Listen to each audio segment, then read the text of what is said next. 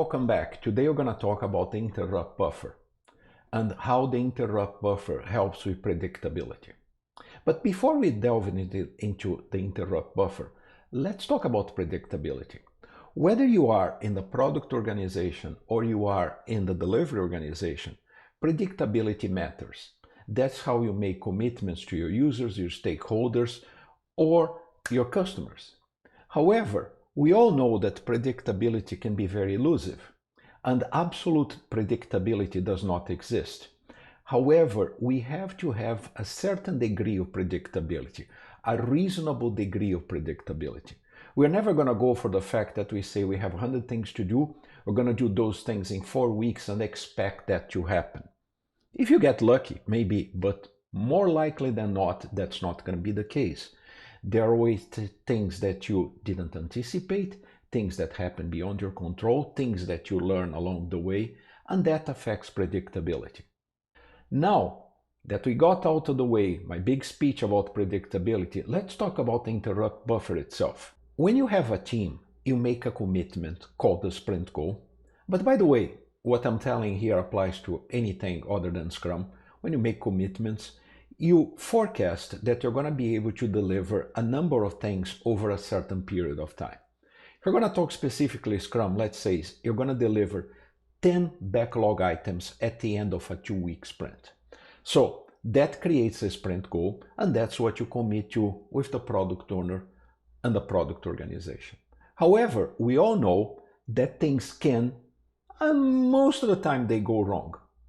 It's either some production issue, or some shoulder tap of some way, or something that you learn. We're always learning things. It doesn't matter how well we refine an item, we're still going to learn things when we actually execute it.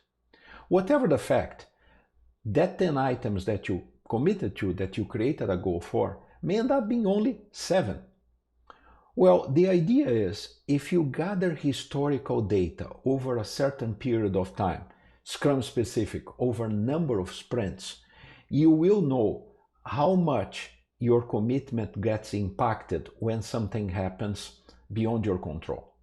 Once you have the calculation made, let's say we normally, when we get interruptions, planned or unplanned, we lose about 3 items out of our normal capacity to deliver 10. So at that point, what you can do is, when you're planning, you're going to plan to deliver 7 items on average, because you know that's a very safe margin to execute the work. And that increases predictability for the product organization, so they can forecast reasonably well when something is going to be delivered. Now, you're going to tell me, but Q, we have much more capacity if something doesn't happen, if no interruptions happen. Yes, I agree with that. That's the whole point of it. However, you didn't commit to that, meaning if things are slow, interruptions are not happening, or etc., you can always bring work from the backlog, which is already prioritized and refined, and work on it. And if something happens and you get interrupted, you stop. The point of that is, you committed to 7, you know you can deliver 7. If nothing happens, you're going to deliver even more. If something happens, very likely you're still going to have the commitment to deliver 7 backlog items. And that helps with predictability.